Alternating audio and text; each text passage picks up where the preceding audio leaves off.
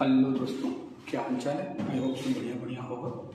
तो पिछले लेक्चर्स में हमने सेल्फ इंडक्शन के बारे में बताया था आपसे और उस पर बेच कुछ प्रॉब्लम सॉल्व की थी। सेल्फ इंडक्शन था क्या, आपने कहा था कि जब किसी भी कॉइल के फ्लोइंग करंट को आप चेंज करते हैं, किसी भी कॉइल में फ्लो होने वाली करंट में आप चेंज करेंगे तो चूंकि उसका जो आपका मैग्नेटिक फ्लक्स होता है वो डायरेक्टली डिपेंड करता है फ्लोइंग करंट की। तो आप कहते हैं कि आपका जब करंट चेंज होती है तो आपका फ्लक्स भी बदलेगा और उस फ्लक्स के चेंज होने के कारण उसी कॉइल में एक आपका इंड्यूस ईएमएफ जनरेट हो जाता है, प्रोड्यूस हो जाता है। इस फेनोमेना को हमने सेल्फ इंडक्शन कहा था, ठीक है। और आपने निकाला आपका जो सेल्फ इंडक्टेंस जो आएगा उसकी वैल्यू जो निकली थी E=-L di/dt, ठीक है। तो यहाँ से L आपका जो कैलकुलेट हुआ था भैया वो आपका हुआ था E=L=-di/dt, ठीक है। वहाँ पर हमने आपसे सेल्फ इंडक्शन की बात की थी। इसके बाद हम आपसे थोड़ी बातचीत हमने म्यूचुअल इंडक्शन के बारे में आपसे किया था।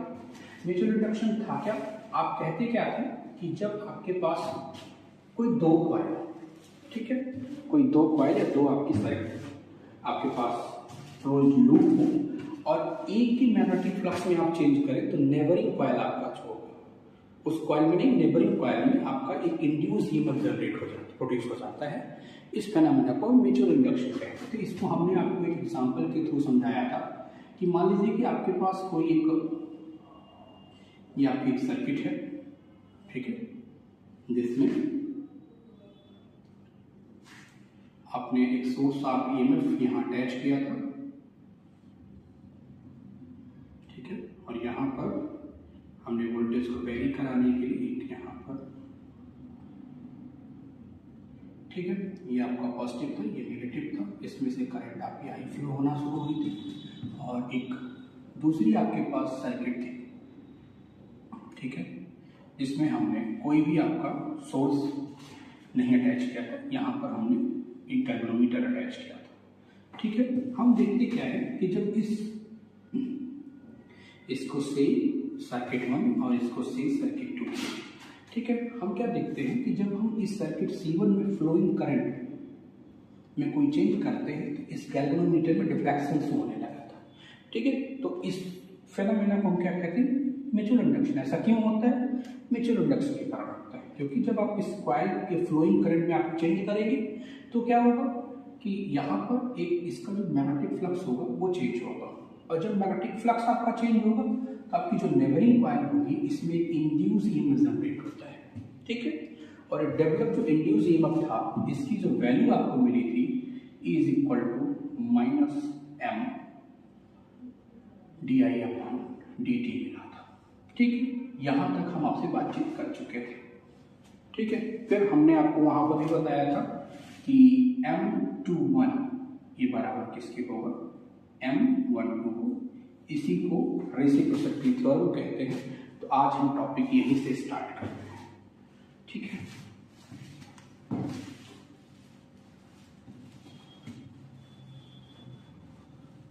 आज का हमारा जो लेक्चर होगा वो यहीं से स्टार्ट होगा कि रेसिप्रोसिटी थ्योरम, ठीक है।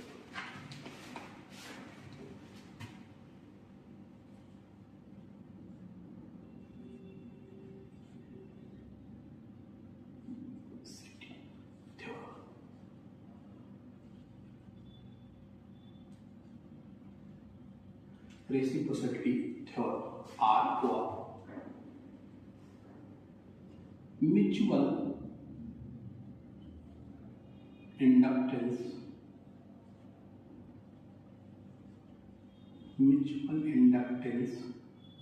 बिटवीन टू आर्बिट्रेरी सर्किट्स, ठीक है। एक बार फिर से समझ लीजिए, म्यूचुअल इंडक्शन होता क्या है। आप कहते हैं कि जब एक कॉइल की मैग्नेटिक फ्लक्स में आप चेंज करें और नेबरिंग कॉइल में आपका मैग्नेटिक फ्लक्स प्रोड्यूस हो, आपके नेबरिंग कॉइल में इंड्यूस ईएमएफ प्रोड्यूस हो जाता है, उस फेनोमेना को हम क्या कहते हैं, magnetic flux, sorry mutual induction कहते हैं। डिफिनेशन फिर से समझिए, हम कहते क्या है कि जब किसी एक कॉइल के मैग्नेटिक फ्लक्स में आप चेंज करें और नेबरिंग कॉइल में आपका ईएमएफ प्रोड्यूस हो जाता है, इस फेनोमेना को हम म्यूचुअल इंडक्शन के नाम से जानते हैं। आज हमें जो पढ़ना है कि mutual inductance between two arbitrary circuit, ठीक है, कोई दो आर्बिट्ररी सर्किट आपके पास है, उनके बीच म्यूचुअल इंडक्टेंस को आपको पढ़ना है। क्या आइए हम एज्यूम करते हैं, हम कहते हैं हमारे पास कोई दो क्लोज सर्किट्स हैं, ये दो क्लोज सर्किट्स हैं, एक का नाम हमने कहा C1, एक का नाम हमने कहा C2। इसका सरफेस एरिया S1 है और इसका सरफेस एरिया आपका S2। इसमें आपकी फ्लो होने वाली करंट I1 है और इसमें आपकी फ्लो होने वाली करंट I2, ठीक है। ये दो हमारे पास सर्किट्स थी और अब देखिए हम इसमें I1 करंट को मान रहे हैं, I2 करंट को हम नहीं अभी लेंगे। हम ऐसा एज्यूम करके चलेंगे कि C1 में ही करंट फ्लो हो रही, C2 की करंट को हम कंसिडर नहीं करेंगे, ये ध्यान रखें। अब इसका लॉजिक आपको बताएंगे क्यों करते हैं, लेकिन अभी के लिए हम मान रहे हैं कि आपका जो ये सर्किट C1 है इसमें I1 करंट फ्लो हो रही है, ठीक है। तो ओरस्टेड का एक्सपेरिमेंट कहता है कि अगर किसी भी कंडक्टर में करंट फ्लो हो रही है तो उसके अराउंड क्या होगा, एक फील्ड का फॉर्मेशन हो जाएगा जिसको आप मैग्नेटिक फील्ड कहते हैं, ठीक है। अब और समझिए,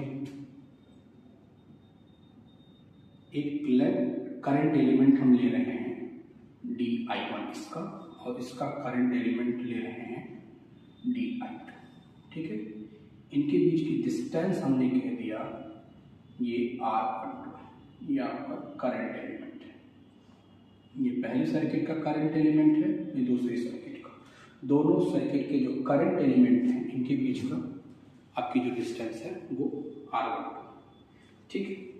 अब करंट I1 में करंट फ्लो हो, सॉरी सर्किट C1 में करंट I1 फ्लो हो रही है। जब ये करंट फ्लो होगी तो अपने अराउंड एक मैग्नेटिक फील्ड का फॉर्मेशन करेगी, ठीक है। और ठीक है, और मैग्नेटिक फील्ड आपकी जो होगी इसका जो मैग्नेटिक फ्लक्स होगा लिंक किसके हो जाएगा, आपके सर्किट C2 में, और उसका जो मैग्नेटिक फ्लक्स आपका आएगा ड्यू टू I1 वो आपका किसके बराबर होगा, इंटीग्रेशन V1 डॉट ds2, ठीक है। ये किस पे है, सर्किट 1 की वजह से सर्किट 2 का जो फ्लक्स होगा वो आपका, ठीक है। अब V1 क्या है, V1 is the magnetic field, किसकी वजह से, at point on S2 due to I, ठीक है। I1 की वजह से जो आपकी करंट V1 है, जो आपकी I1 करंट की वजह से जो फील्ड डेवलप है वो आपकी V1 है, ठीक। अब आपने पढ़ा है, क्या पढ़ा है कि डाइवर्जेंस ऑफ B आपका 0 होता है, ठीक है।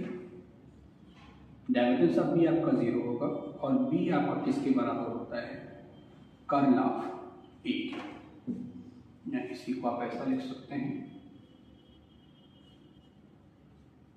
कर्ल ऑफ A, ठीक है। B की वैल्यू को उठा के यहाँ रखें, सो 5 to 1 आपका क्या हो जाएगा। अब चूंकि B1 किसकी वजह से, I1 करंट की वजह से है, तो यहाँ जो आपका वेक्टर पोटेंशियल होगा ये भी I1 की वजह से हो जाएगा, तो ये आपका क्या हो जाएगा, integration curl of A1 into ds2, ठीक, ये आपका हो जाएगा। अब यहाँ से आप क्या करेंगे, देखिए स्टोक्स लॉ लगाइए, ये है सरफेस, इसको हमें बदलना है इसमें, यहाँ पे A1 बता दीजिए कि वेयर A1 क्या है, where A1 is the vector potential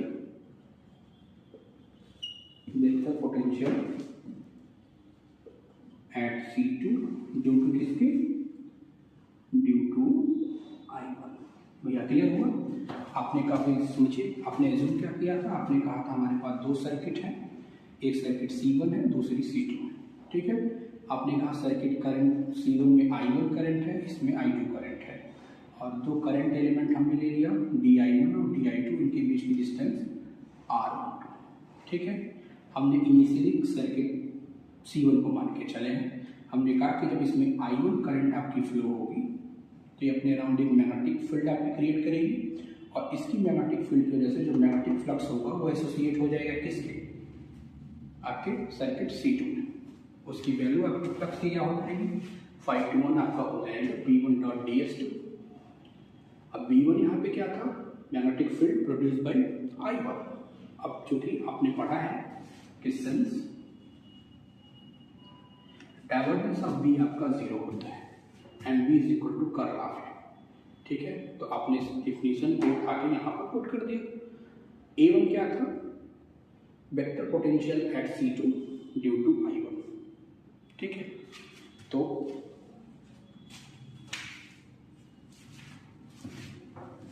देखें, ये फिगर आप याद रखेंगे, हम तो ये कर रहे हैं कि स्पेस की प्रॉब्लम है, लेकिन आप फिगर याद रखेंगे, ठीक है। A1 हो गया। अब यहाँ पे आप क्या करिए, using stroke law, using Stokes law,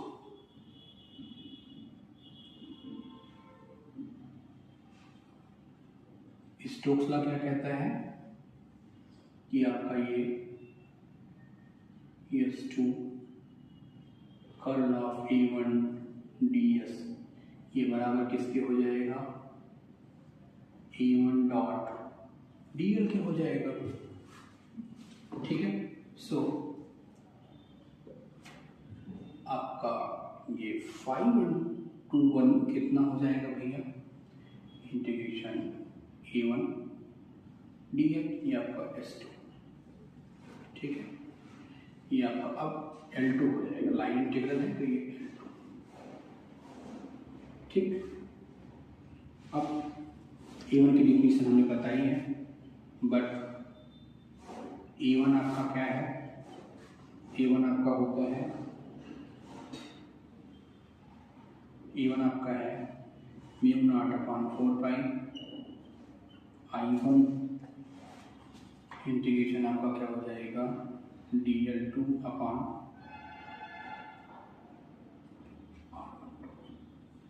ठीक है। तो आपका फाई क्या हो जाएगा, 5:1 वैल्यू रख दीजिए, ये आपका L1 होगा,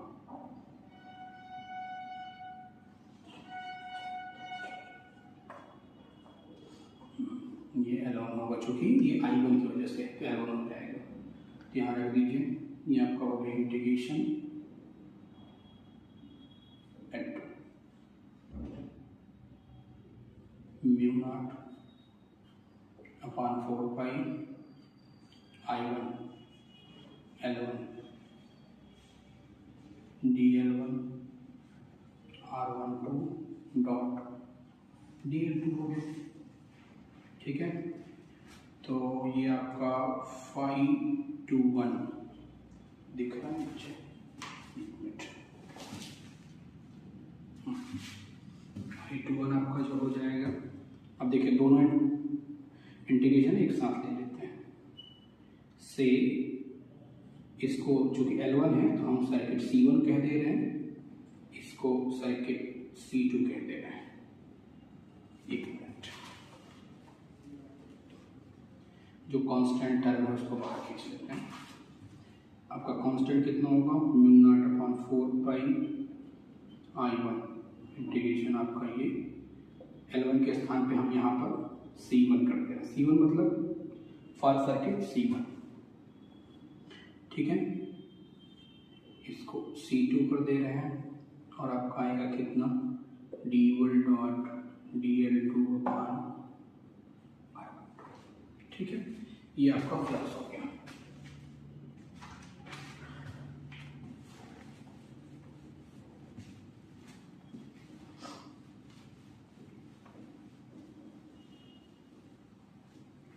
अब मैग्नेटिक फ्लक्स की डेफिनेशन से आप क्या जानते हैं कि मैग्नेटिक फ्लक्स किस पर डिपेंड करता है? करंट पर डिपेंड करेगा डायरेक्टली। फ्रॉम डेफिनेशन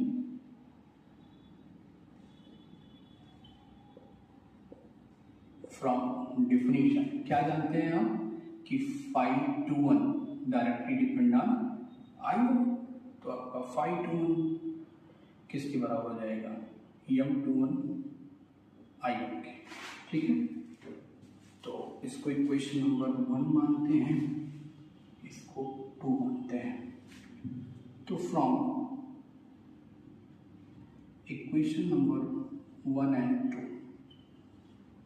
क्या हो जाएगा? M21 I1 is equal to किसके बराबर हो जाएगा? Mu not upon 4 pi I1 C1 C2 dl1 dot dl2 upon R2। ठीक है, I1 से I1 कैंसिल हो गया, M21 किसके बराबर हो गया? म्यू नॉट अपॉन 4 पाई C1 C2 dl dot dl2 upon R2। ठीक है, अब ये कब आया? ये म्यूचुअल इंडक्शन आपका तब हुआ जब आपने I1 करंट को माना था। आपने कहा था सर्किट C1 में करंट है, C2 में करंट नहीं है, मतलब साइमल्टेनियसली करंट नहीं है, हमने एक की करंट को कांस्टेंट माना है। ठीक है, अब अगर हम मान लें कि I1 जो सर्किट C1 है उसमें कोई करंट नहीं है, C2 की करंट को कंसीडर करें। ठीक है, C2 की करंट को कंसीडर करें तो क्या हो जाएगा? सिमिलरली आप ये माने कि जब I2 में C2 सर्किट में हम करंट को चेंज कर रहे हैं तो फ्लक्स आपका किसके साथ लिंक हो जाएगा? C1 के साथ। तो similarly flux linked due to linked with C1 किसकी वजह से? Due to I2। ठीक है, किसमें है? In circuit C2। ठीक है, अब अगर हमने क्या कहा? हमने कहा जो सर्किट C2 है I1 में हमने मान लिया, जैसे जब आप M21 निकालना है तो उस समय आपने माना है कि I1 करंट में जो आप चेंज करोगे तो C2 आपकी जो है उस सर्किट में फ्लक्स आपका चेंज होगा।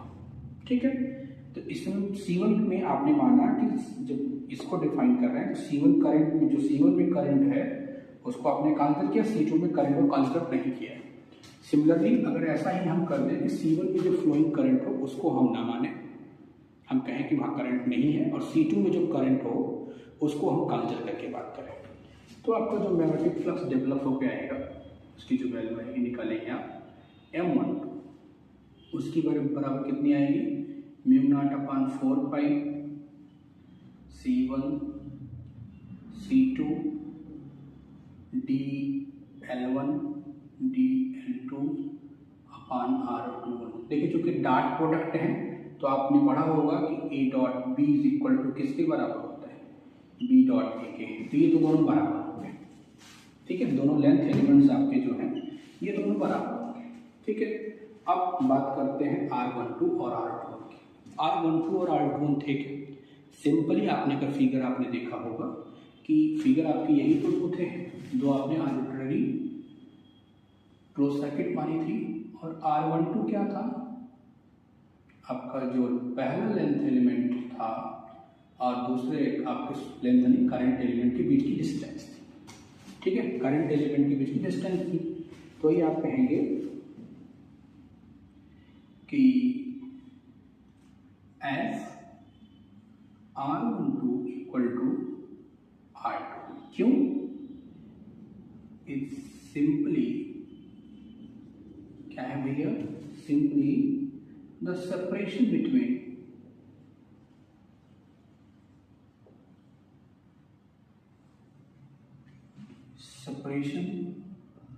बिटवीन किसके, DL1 एंड DL2 के, ठीक है। दोनों के बीच का क्या है, सेपरेशन है। तो R12 और R21 बराबर हो गए। अगर R12 R21 बराबर हो गए तो शो इसको इक्वेशन नंबर कुछ माने हैं, 3 है, 3 दे देते हैं, इनको हम 4 दे देते हैं। Show from equation number 3 and 4 क्या हो जाएगा भैया, M21 किसके बराबर होगा, M12 को। अब अगर आपको पिछला लेक्चर याद हो तो वहाँ पे हमने आपको समझाया था कि अगर ओरिएंटेशन, लेंथ सब आपकी सिमिलर हैं, ठीक है, कांस्टेंट है, तो आपका M21 किसके बराबर होगा, M12 के बराबर होगा। इसी को रेसिप्रोसिटी थ्योरम के नाम से भी जाना जाता है, ये ध्यान रखेंगे, ठीक है। और एक चीज़ और ध्यान रखेंगे कि जब आप इस सर्किट का कैलकुलेशन कर रहे हैं तो यहाँ पर कोई लीकेज फ्लक्स नहीं है, ध्यान रखेंगे। और आपने सिर्फ एक करंट को माना है, दूसरे को कंसिडर नहीं किया है।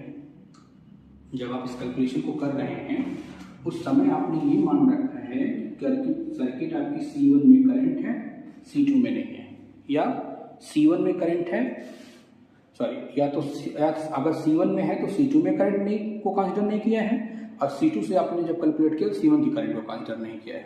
तो ये ध्यान रखेंगे, इसको हम लिख दे रहे हैं, समझ लीजिए, नहीं तो फिर बाद में दिक्कत होती है। कभी इसी के आगे हम बताएंगे तो आप कहेंगे नहीं साहब क्या क्या बता रहे हैं, क्या लिख रहे हैं, क्योंकि ये कॉन्सेप्ट वहाँ पर आपको फायदा देगा।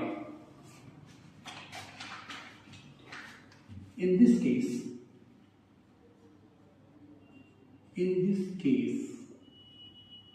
while discussing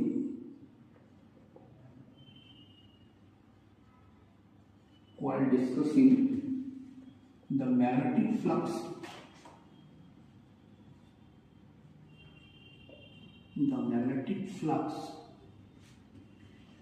we have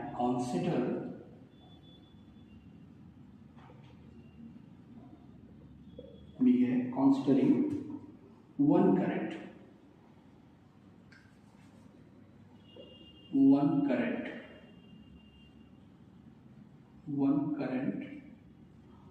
at the time of consideration.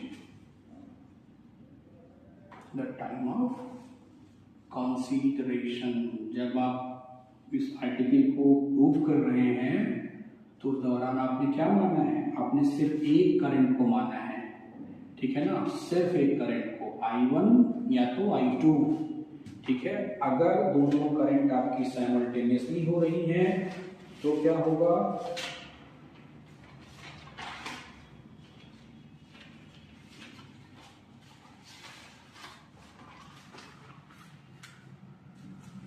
अगर मान लीजिए, अगर हमने कह दिया कि इफ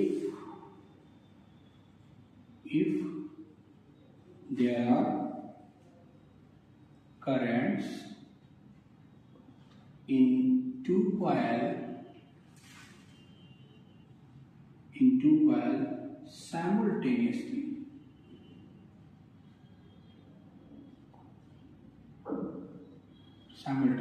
तो क्या होगा उस समय, the magnetic flux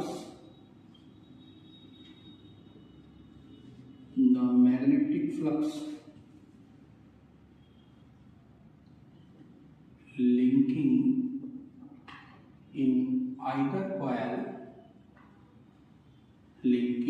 either coil will be the sum of two fluxes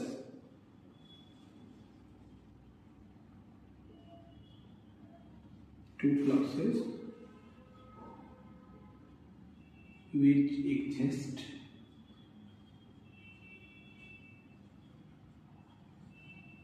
separately.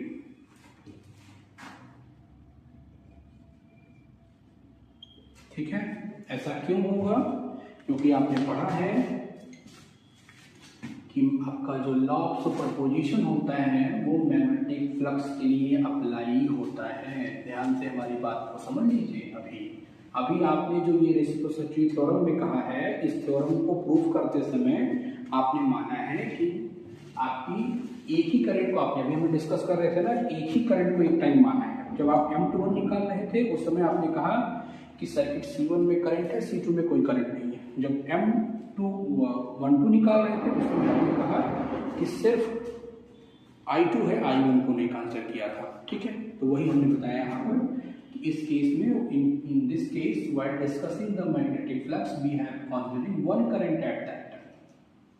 एक का जब आप कंसिडरेशन कर रहे हो उसमें एक ही करंट मानोगे। अगर दोनों करंट को साइमल्टेनियसली मान रहे हो तो आपका क्या हो जाएगा, जो आप मैग्नेटिक फ्लक्स, आपका जो रिजल्टेंट मैग्नेटिक फ्लक्स आएगा फाई, वो बराबर किसके होगा, φ12 प्लस φ21 के बराबर हो जाएगा। क्यों ऐसा होगा, क्योंकि आपने पढ़ा होगा कि आपका जो सुपरपोजिशन लॉ जो आपका होता है, जैसे सुपरपोजिशन जो आपका प्रिंसिपल होता है वो आपका मैग्नेटिक फ्लक्स के लिए भी वेरीफाई होता है।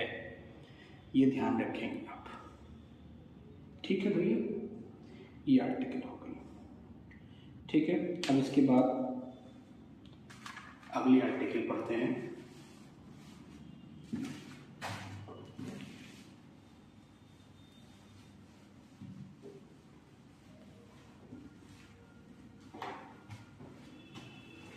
ये कॉन्सेप्ट दिमाग में रखिएगा क्योंकि यहाँ से आपको क्वेश्चन बना देंगे फट से, और आप यही दोहरा जाएंगे कि जब एक करंट को मानेंगे तभी आपका M12 के बराबर होगा। ठीक है, और अगर दोनों को मान लेंगे तो आपका जो फ्लक्स है φ12 और φ21 दोनों का सम आएगा। ये ध्यान रखेंगे। अगला बढ़ते हैं। अगला है म्यूचुअल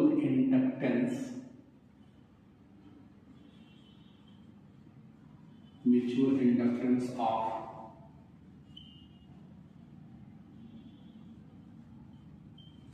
concentric solenoids। ठीक है, आपके पास कंसेंट्रिक अगर सॉलिनॉइड्स हैं तो उनका म्यूचुअल इंडक्टेंस कितना होगा। आइए पढ़ते हैं। हम अज्यूम करते हैं कि हमारे पास एक प्राइमरी कॉइल है, ये आपकी प्राइमरी कॉइल है। ठीक है,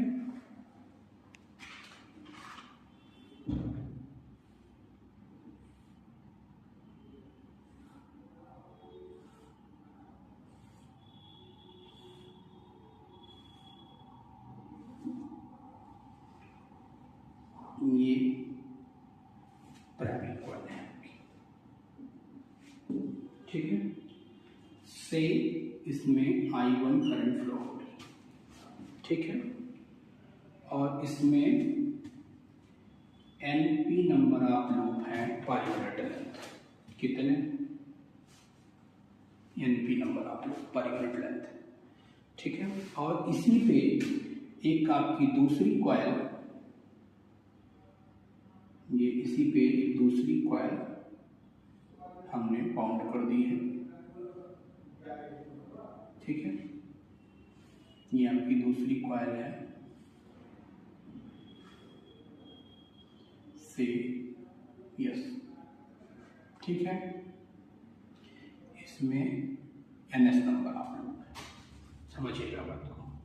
हमारे पास एक आपका कॉइल है, ये प्राइमरी कॉइल है, इसमें I करंट फ्लो हो रही है और इसमें NP नंबर ऑफ लूप्स हैं और इसका एरिया आपका AP है। सरफेस एरिया क्रॉस सेक्शन आपका कितना है? AP है। दूसरी हमारे पास इसी पे हमने दूसरी कॉइल लपेट दी है, इसमें NS नंबर ऑफ लूप। ठीक है, अब ओलस्टेड का एक्सपेरिमेंट कहता है कि अगर किसी भी कॉइल में करंट फ्लो हो रही है तो एक मैग्नेटिक फील्ड का फॉर्मेशन होगा। क्योंकि हमने कहा है कि हमारी करंट किसमें फ्लो हो रही है भैया? प्राइमरी कॉइल में। तो प्राइमरी कॉइल में फ्लक्स आपका जब करंट फ्लो हो रही है तो प्रोड्यूस का मैग्नेटिक फील्ड कितना हो जाएगा? μ0 NP × I।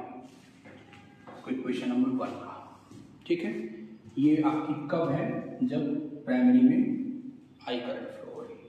तो फ्लक्स आपका कितना हो जाएगा, शो मैग्नेटिक फ्लक्स कितना हो जाएगा भाई, B into area of cross section B, B कितना है mu naught N P I और एरिया कितना है ए पी।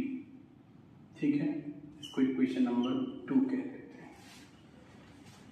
अब ये जो आपका फ्लक्स होगा ये फाई आपका जाएगा, फाई बी हमने कह दिया, ये फाई बी होगा, ये आपका सेकेंडरी कॉइल के हर टर्न से फ्लक्स आपका लिंक होगा। क्या होगा, this flux is linked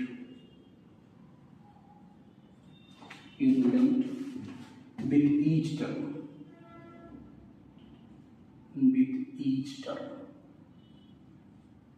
of the secondary coil।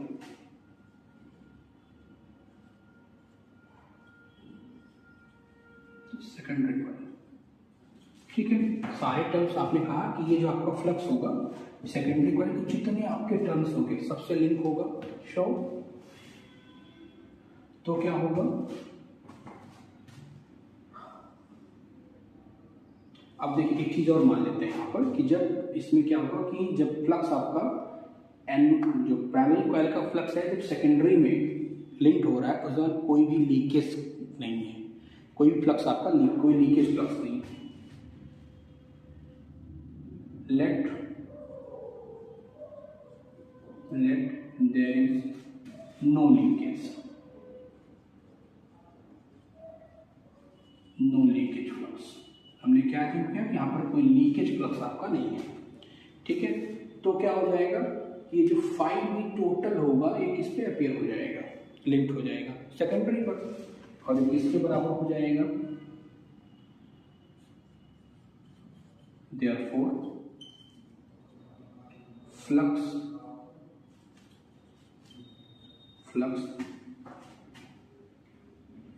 linked with secondary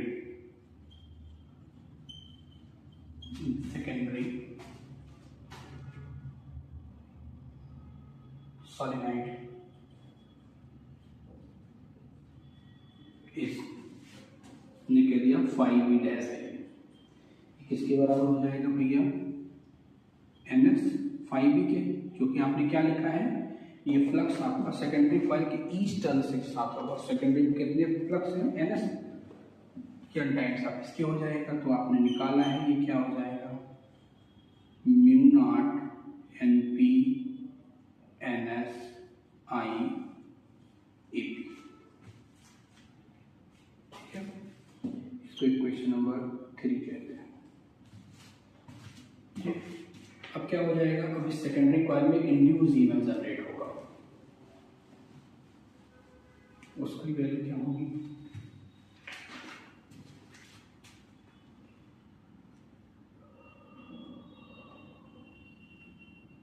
then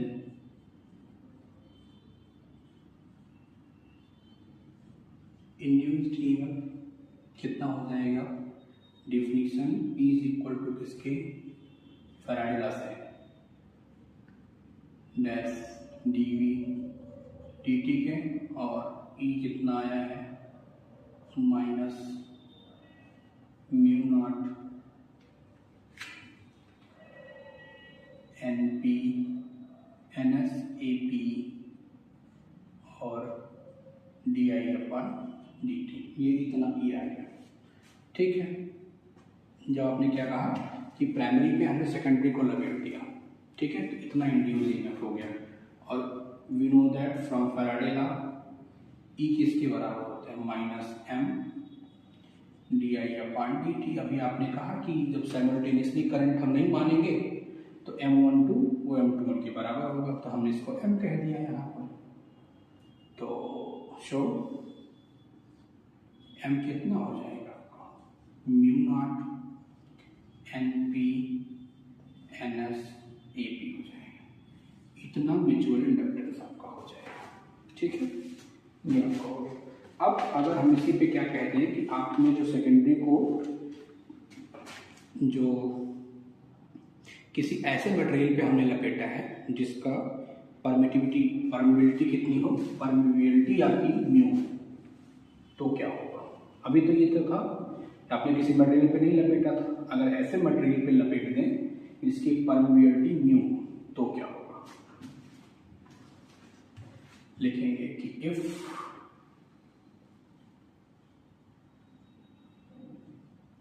primary and secondary are bound over a core of material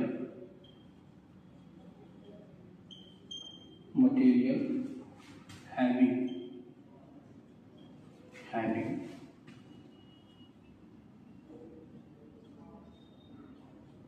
permeability mu, then M आपका क्या हो जाएगा, mu naught N B N S E P हो जाएगा। ठीक, ये ध्यान रखेंगे कि जब आप क्या करोगे कि आपने सेकेंडरी और प्राइमरी को किसी ऐसे मटेरियल पे लपेटा है कि जिसकी परमिबिलिटी कितनी होगी, म्यू होगी, तो आपका म्यूचुअल इतना हो जाएगा। ठीक है भैया, ये आपका हो गया। अब इसके आगे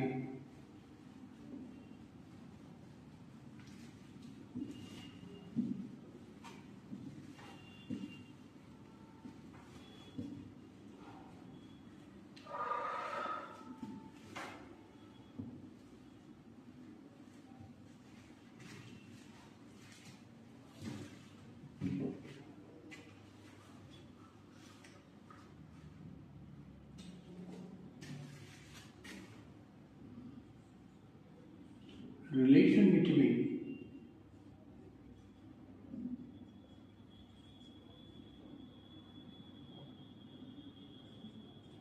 mutual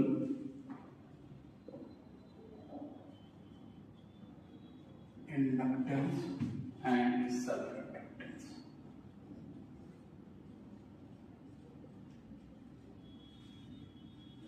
का रिलेशन, ठीक है, क्या रिलेशन होता है इसको हम आर्टिकल प्रूफ में करने जा रहे हैं। आप जान लीजिए M12 या M2 आपस में बराबर होंगे और एक इसके बराबर होगा L1 L2 के। ठीक है, ये आइडियल कंडीशन है, लेकिन प्रैक्टिकली ये ट्रू नहीं होता, क्योंकि जब आप इस आर्टिकल को करते हो तो आप कहते हो कि कोई भी फ्लक्स आपका लीकेज नहीं है, लेकिन एक्चुअल में फ्लक्स लीक हो जाता है। ठीक है, तो हम क्या करते हैं, इसमें कपलिंग कोफिशिएंट इंट्रोड्यूस करते हैं। ध्यान समझिए इस कंडीशन को।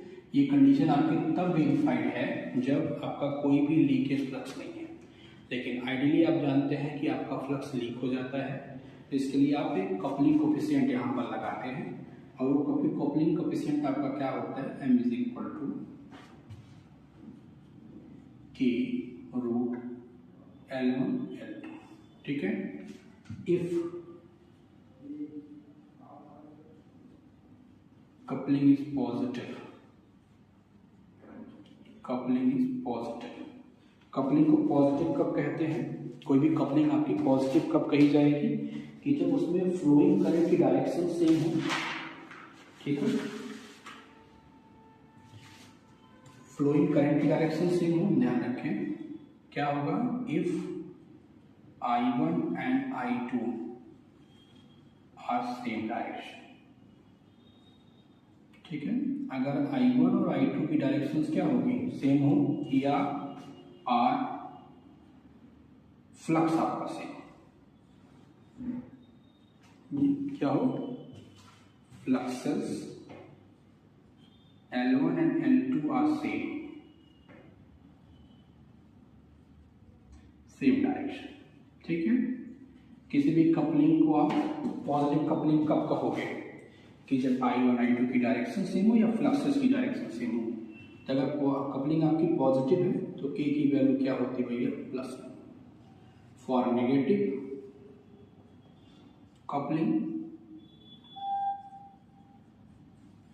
फॉर नेगेटिव कपलिंग के लिए K क्या होगा, -1। तो अगर आप लिमिटिंग वैल्यू याद रखना चाहते हैं तो K की लिमिटिंग वैल्यू ध्यान रखेंगे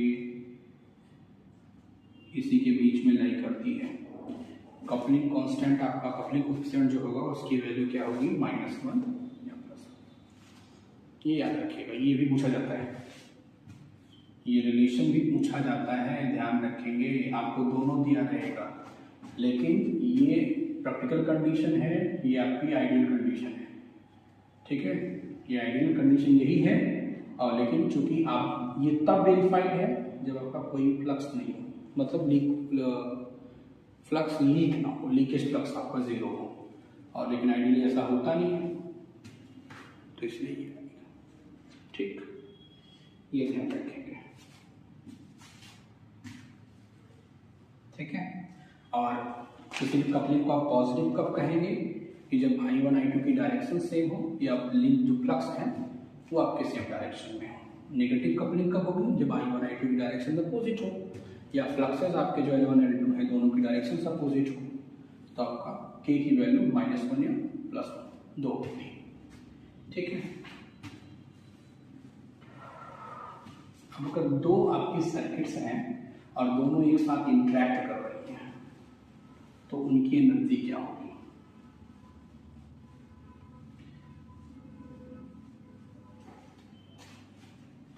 एनर्जी स्टोर्ड,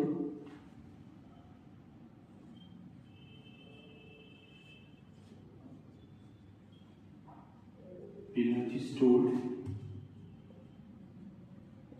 इनटू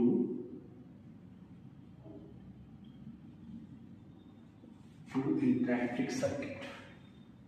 अगर दो सर्किट आपके इंटरैक्ट कर रही हैं तो आपकी उनकी एनर्जी क्या हो जाएगी, UV। ये बराबर किसकी हो जाएगी, 1/2 L1 I1 का स्क्वायर प्लस 1/2 L2 I2 का स्क्वायर। ये मिनट फिगर बनाना हो गए हैं, ये दो सर्किट्स हैं, ठीक है। ये उसकी प्राइमरी कॉइल है, ये उसकी सेकेंडरी कॉइल है। इसका सेल्फ इंडक्टेंस L1 है, इसका सेल्फ इंडक्टेंस L2 है। दोनों का म्यूचुअल M1 है। एक में करंट I1 है, दूसरे में करंट I2। ये दोनों इंटरैक्ट कर रही हैं, तब आपका जो स्टोर्ड एनर्जी हो जाएगा वो कितना हो जाएगा, ±M I1 I2 की हो जाएगी, ठीक है ना। इसमें पहले ये जो दो टर्म है, फर्स्ट टू टर्म्स,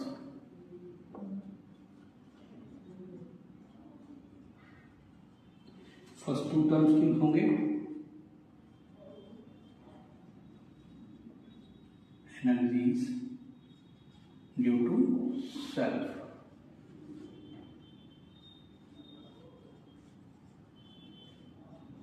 इंडक्टेंस, ठीक है।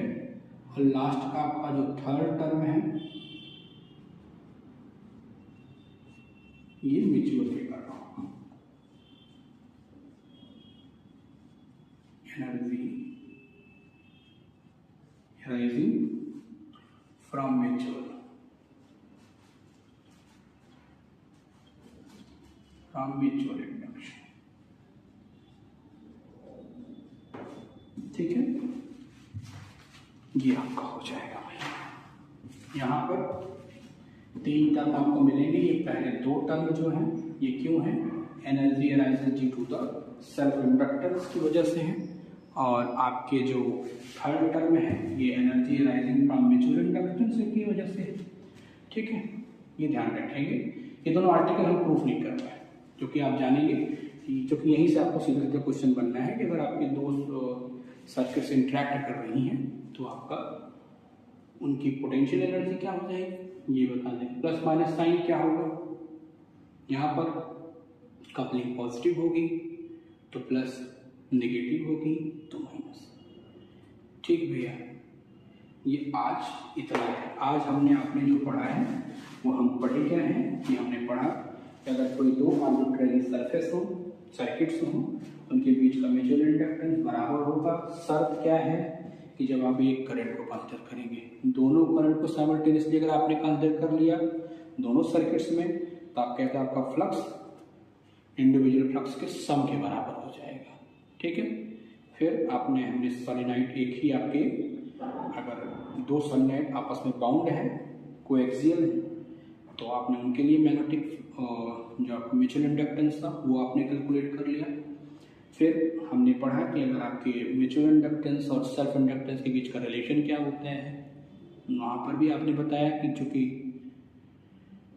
लीकेज फ्लक्स 0 होगा तो m is equal to √L1L2 के बराबर होगा। लेकिन एक्चुअल में ऐसा नहीं होता है क्योंकि लीकेज फ्लक्स में थोड़ा बहुत हो जाता है, तो आप एक कपलिंग कोफिशिएंट K इंट्रोड्यूस करते हो, उसकी वैल्यू अगर कपलिंग आपका पॉजिटिव है तो प्लस, कपलिंग नेगेटिव है तो माइनस।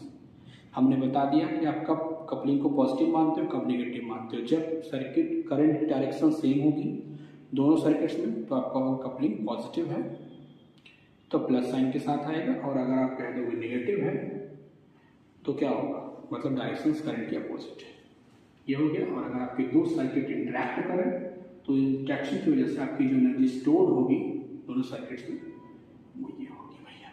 ठीक है। अब नेक्स्ट लेक्चर में हम जब पढ़ेंगे उसमें क्या पढ़ेंगे कि आपके जो दो इंडक्टर हैं अगर उनको हम सीरीज में जोड़ दें तो आपका रिजल्टेंट क्या होगा, और अगर हम उनको पैरेलल जोड़ दें तो आपका क्या होगा। फिर म्यूचुअल इंडक्शन के बेस कुछ प्रॉब्लम करेंगे। Thank you.